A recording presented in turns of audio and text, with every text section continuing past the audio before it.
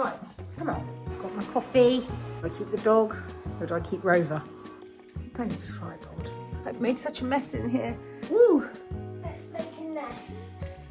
Poodle. Stomping through the woods, sticks in my craw.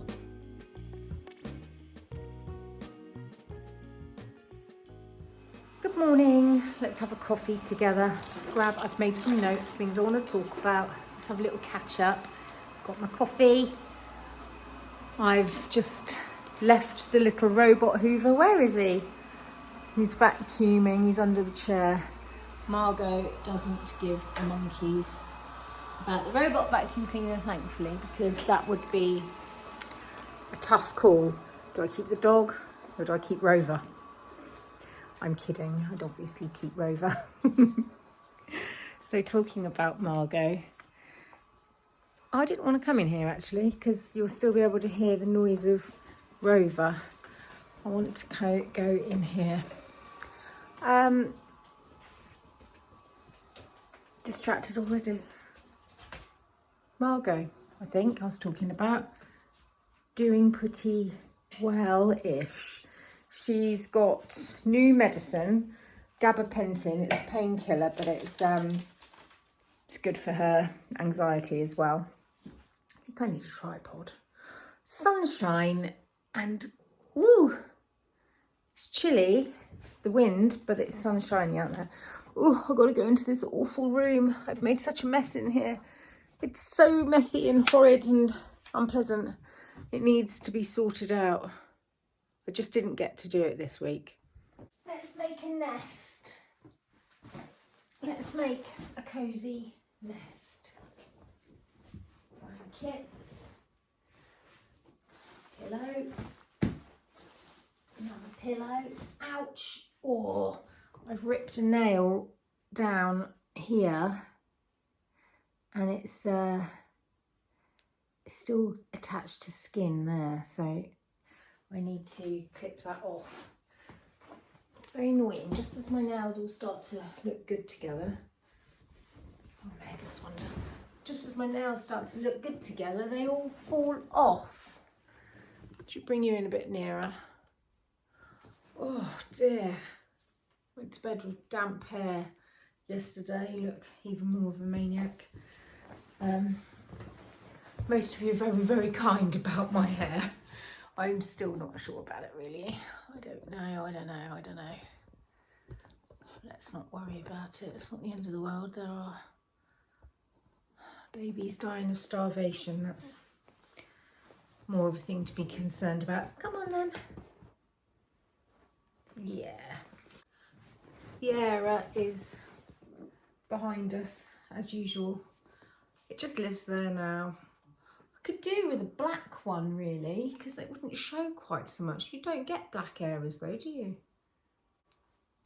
Our tadpoles are growing, which is absolutely lovely. Bill's out there fairly regularly looking to see how fat and short their tails have become. It's an exciting stage. We're beginning to see legs. It's good. This week then, I was not going to vlog. I decided that I was going to get lots of the admin things done that had all mounted up over the last couple of weeks while I was doing all, shall we call it back office stuff? Let's just call it back office stuff, because it's actually really boring stuff, but necessary. I wasn't going to vlog this week, was I? And I haven't really, because I've been doing all sorts of other boring things that you wouldn't want to see me vlogging. It would literally be me just sat doing admin, organising things, just sitting on my phone, tapping away, just stuff, boring stuff we don't need to go into here. So I just wasn't going to vlog, but I have taken a few little snippets over the week of just little things. It's been a funny week. I've lived in my head a lot. Do you know what I mean when I say I've lived in my head a lot? I've been very much trying to be in the moment, in the present, but my mind has been wild. It's been running several plot lines, several novels, several stories all at once, and sometimes they weave into one another and sometimes they don't, and it's just been really rather silly. But I have, when I get like that, I tend to need to busy myself with restoring order and having a really good balance of being with people and being completely silently solo. And I think that I have had that this week. I have been in the garden, which for the first time ever has actually been a place of solace for me, which was a giant surprise, honestly. I usually furiously garden because I don't really want to be putting the time in, but I do want the results. However, I have just, being amongst things that are remarkable, and plants, nature, wildlife, the world is remarkable. How does it all happen? How does something grow from a tiny weeny seed and turn into a strawberry that you can pluck off the plant and eat, which is something I did for the first time this week. What I mean is for the first time this year. But it never gets old. Sowing a seed and then a few weeks later you get to bring in food that you can actually eat and put on your plate and it will nourish you. It just never gets old. Something that does get old is having to make my bed. But I find it especially important when you're feeling adrift or vulnerable or worried or anxious or anything like that, to start the day for me by getting up, getting downstairs, cup of tea, tend to the animals, get dressed, clean my teeth, put my makeup on. Even in lockdown, I put makeup on. It was just part of my, come on, we're facing the day. And then to make my bed, even though nobody cares, nobody's going to see it, just to know that when I come upstairs later to snuggle up into bed, there it is presented looking lovely and comfy and inviting. And it's just that little piece of self-care for myself. This week really has been completely all about nourishing myself, nourishing my body, nourishing my soul.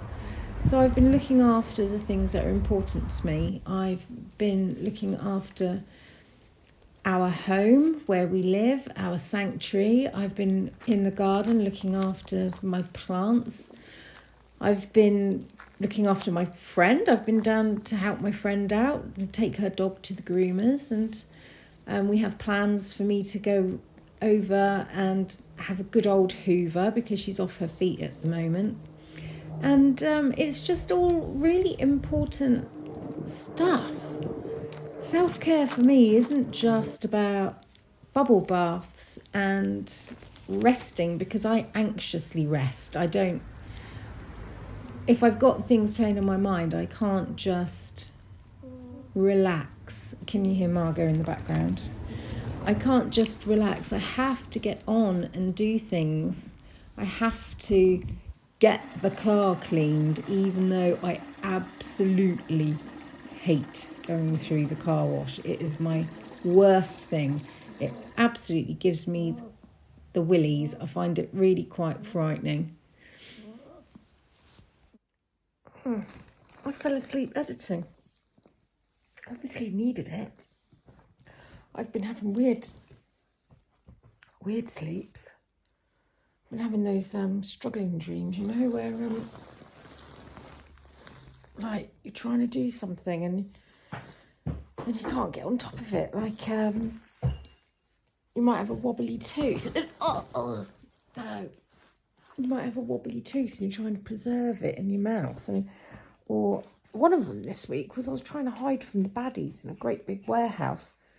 It was empty and I was lying on the concrete floor under a single duvet, but I kept wriggling. But they couldn't see me, but I felt sure that they would see me any minute.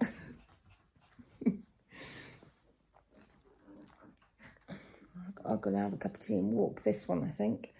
There's another thing I've been doing, a bit of, stomping through the woods with the dog. It's good for you. Even if you don't want to get outside, it's good for you. Oh, I'm really bleary-eyed.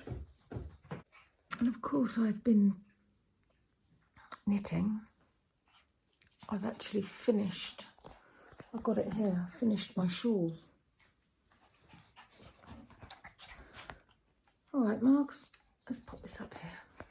I think this is probably going to be the oddest vlog I've ever made in my life. I'll probably have to delete this bit because I'm not going to make any. I just don't know how I'm going to put it all together. So weird. Oh, here's my shawl.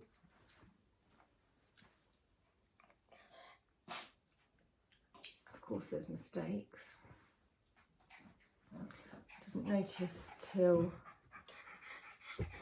later that I picked up picked up the wrong strand, so it looks a bit funny, but a blind man would want to see that, so we're not worried about that. Dog just barked, so there's going to be a funny edit there. Oh dear, what do you want? Oh, right, come on, let's get ourselves sorted. She's knocking the tripod now. Stop it, Marks.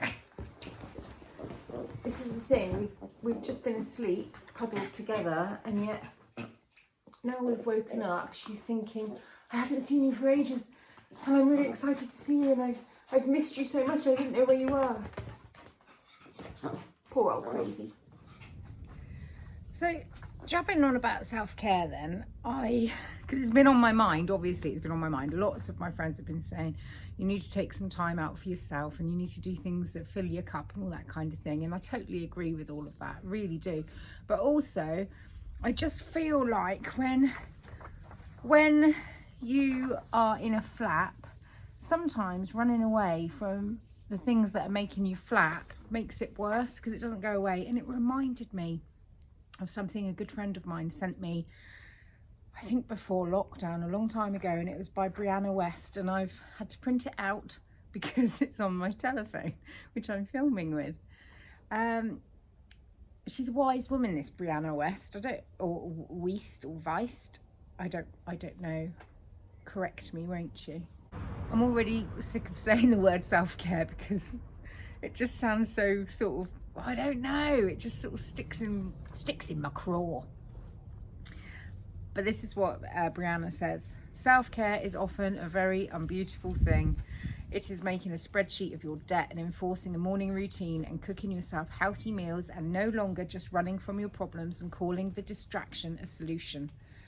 It's often doing the ugliest thing you have to do, like sweat through another workout or tell a toxic friend you don't want to see them anymore, or get a second job so you can have a savings account, or figure out a way to accept yourself so that you are not constantly exhausted from trying to be everything all the time and then needing to take deliberate mandated breaks from living to do basic things like drop some oil into a bath and read Marie Claire and turn off your phone for the day.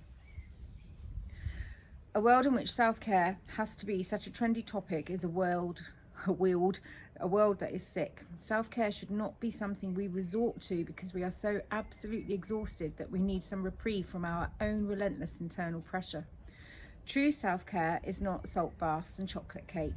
It is making the choice to build a life you don't need to regularly escape from. And that often takes doing the thing you least want to do. It often means looking your failures and disappointments square in the eye and re-strategizing.